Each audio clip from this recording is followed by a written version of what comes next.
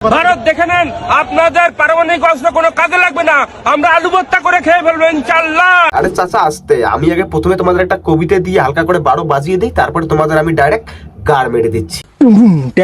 বাপের সঙ্গে পাঙ্গা নিলে খুলে যাবে কাচ্চা, আর যারা ভারতকে গালাগালি করছিস তারা হচ্ছে জায়গা একটা করে ভাই। আমাদের বড় বড় কথা বলে কিন্তু তার লুঙ্গিটা হলো ছেঁড়া, আর 7 সিস্টার দখল করবি তার আগে ভারতকে গালাগালি করে 2 মুঠো পেট ভরে খেতে পারছিস, এটাই হলো সাচ্চা। আর বাংলাদেশের কিছু ক্রিয়েটার আছে বাপের সঙ্গে পাঙ্গা নিলে হয়ে যাবি শেষ। আর পৃথিবীতে সব থেকে বেশি পাগলা চোদার জন্ম হয়, সেটা হলো বাংলাদেশ। ভালোবেসে তোমায় আমি বুকে টেনে নেব, আর ভারতের নামে উল্টে পাল্টা কথা বললে সালা মেরে বালি চাপা দিয়ে দেবো। গার্লফ্রেন্ডকে খুশি করে উপহার দিল কৈলাস পর্বত। আর রমজানের মাসে রোজা থেকে তোদের মাথা নষ্ট হয়ে গেছে, তার আগে খেয়ে নে মহব্বতের শরবত।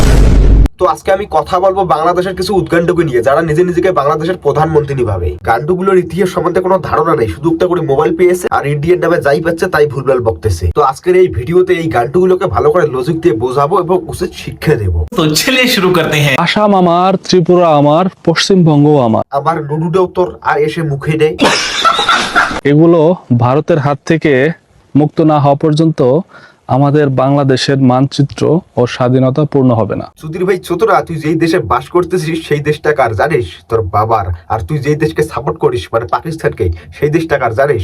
ওটাও তোর বাবার, ভারতে। পেহচানা মুঝে ঝুলে ঝুল বাপকো মত ভুল। আর বাবার মাথায় একবার যদি চলে আসে ভূত, তাহলে ডাইরেক্ট ফেটে যাবে তেড়ি মা কিছু।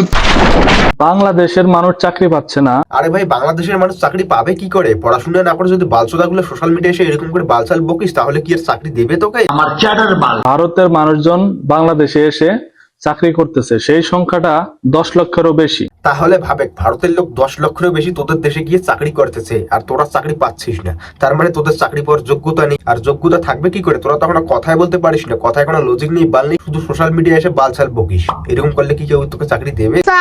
হনুমান মুখ। উপদেষ্টা মন্ডলী যারা আছে ওনারা কি করতেছে? উপদেষ্টা মন্ডলী যেটা করতেছে সেটা ভালোই করতেছে। যারা চাকরির যোগ্যতা তাদেরকে চাকরি দিয়েছে। সঠিক বলেছেন। এই জন্য বলছি, সোশ্যাল মিডিয়া কুটকাচালি না করে পড়াশোনা কর আগে, মূর্খের দল।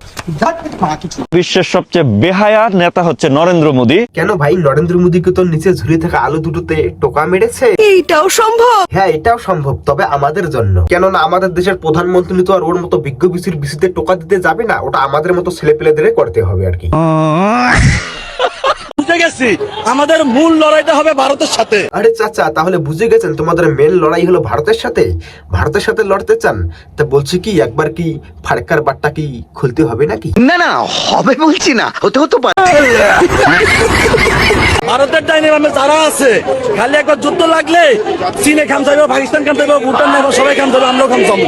ভারত আমগুলোকে পারবো না। পাগল চোদার একটা সীমে থাকে, এটাকে তো দেখছি ছাগল চোদা। আর তোরা কত বড় বাপের বেটা, এক এক করে আসিস না, তোর ওই বাবাদের ডাকছিস, এই বাবাদের ডাকছিস। এটার থেকে একটাই প্রমাণ হয় যে কতগুলো ছাগল একটা সিংহকে আক্রমণ করার চেষ্টা করছে।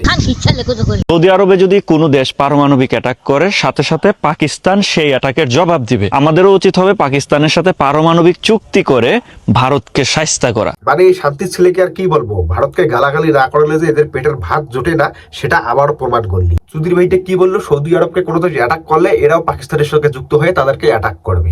কিন্তু আবার কথা হলো, এখানে ভারত কোথা থেকে এলো? তোরা যে ভারতকে শায়েস্তা করার কথা বলছিস, এখানে ভারত কোথা থেকে এলো? ভারতের লোক গিয়ে কি তোর মার পদ মেরে দিয়েছে? বাইঞ্চ সব জায়গায় শুধু ভারতকে গালাগালি করিস, মাদারস। পাকিস্তান তো সব সময়ই রেডি আমাদেরকে সহযোগিতা করার জন্য, কারণ তোরা দুটোই হলি কন্ডম ফাটা মাল।